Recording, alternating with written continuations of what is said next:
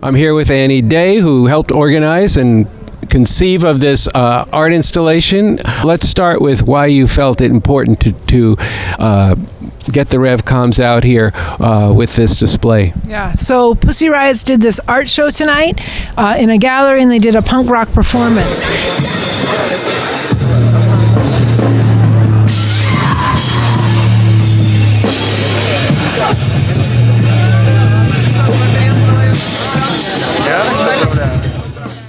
And, you know, they're out here opposing Putin's crimes and actually calling for the support of the Ukrainian soldiers.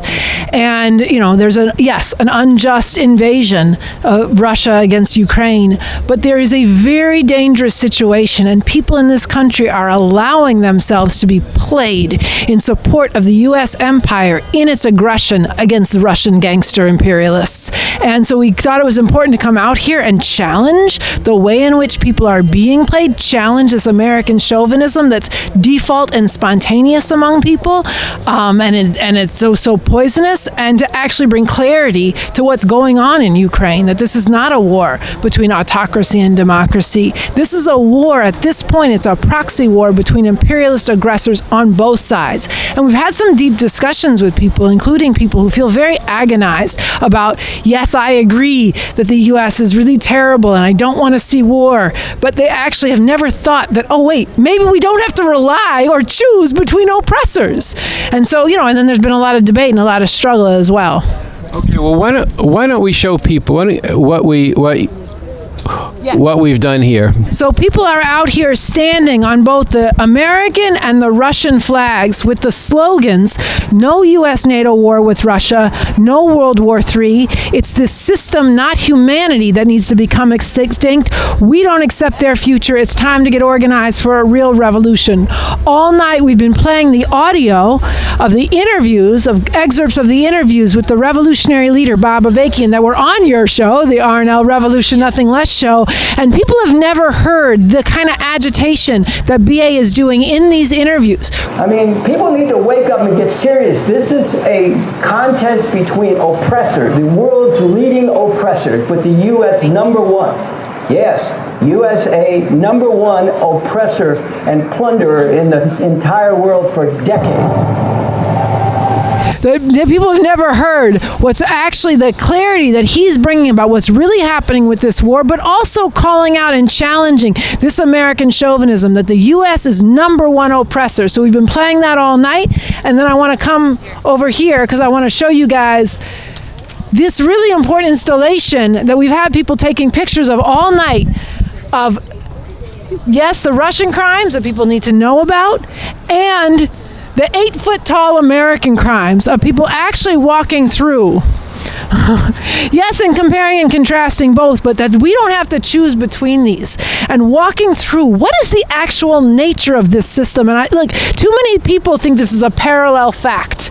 Oh yeah, I know, the U.S. has done all these terrible things throughout its history, but they've not actually been forced to reckon with what that says about it, the nature of the U.S. and its role in the world. So people have been looking at this all night and scanning that QR code, and then to visualize this behind you, we've had these images of really making people confront what is the cost and the scale of the role of America in the world when it's been relied on, and why it's not a force for good in the world.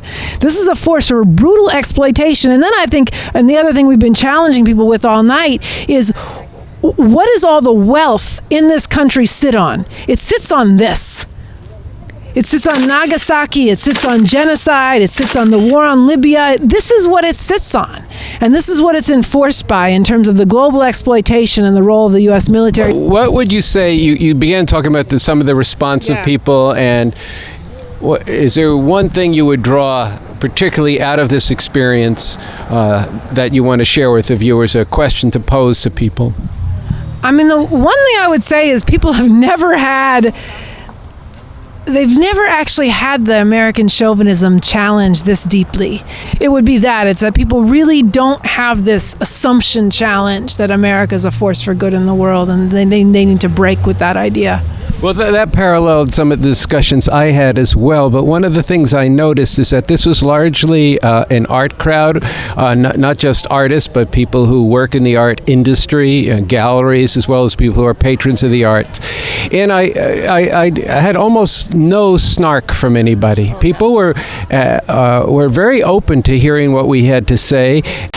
What brought you out to the Jeffrey Deitch Gallery today to see Pussy Riot and their protests? I met Nadia Riot in San Francisco about a year and a half ago. I ran into her on the street, but I've been following her movement for quite some time, for years, since she was in prison, actually. And I've just always supported their peaceful yet loud way of protesting Putin. I'm really fascinated and empowered by the fact that she uses art as her main weapon. Yeah, she's done some very brave things against her own government, which is, of course, a highly oppressive and repressive capitalist and imperialist country. Of course, not as powerful imperialist country as our own country. So she does what she does in Russia. What does that tell you and make you think about in terms of our responsibility living in this country for what our government does in our name? That's a great question. I think the atrocities that happen in the name of greed, in the name of war, in the name of power, no matter what country it is that's backing that up, is just disgusting. It's horrifying that any human on this planet thinks it's a good idea to tear other people down. But living in the U.S.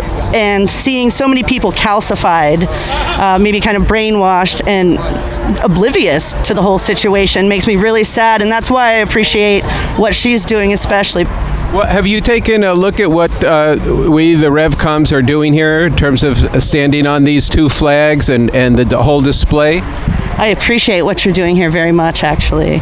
And I think the symbols that you've got going on here, really, the simplicity, it's exactly what's going on. What made you dance on the American flag? I think for me, a lot of people put so much into the flag as meaning like freedom and democracy, justice and all that, and it doesn't really stand for any of that anymore. To me, it's just hypocrisy. You have a government that's like, we're supposed to be the land of the free, but we're not even the most democratic when you look at other nations, and you see people saying that they, care, but in reality, they just care about their own comfort and what works for them, and they are totally fine with taking away other people's right to happiness. Did you get a chance to see this art project that's actually making a very bold political point? Yeah, it's really, really convincing. I see the point that they're making. Nobody wants a nuclear warfare. And the other thing is they'd never heard of Bob Avakian. They'd never heard of the Revolution Nothing Less show. They'd never heard of this movement. And they'd never actually thought that there's another choice besides lining up behind one or another country or behind your own ruler and just working at it incrementally. And so to me, I really agree with what you said in terms of the kind of struggle over against this American chauvinism and how they look at it. But the other side of this is that there was a tremendous amount of openness, and it indicates to me the basis to really get out and challenge a whole section of people who've never heard of this, and to not only be focused in or even mainly focused in with the existing movements as desiccated and pitiful as they are today, and as tied so tightly into doing their own part to enforce and to keep people tied to America and the promise of America. But there was a great deal of openness here, including from some of the people who put together this show.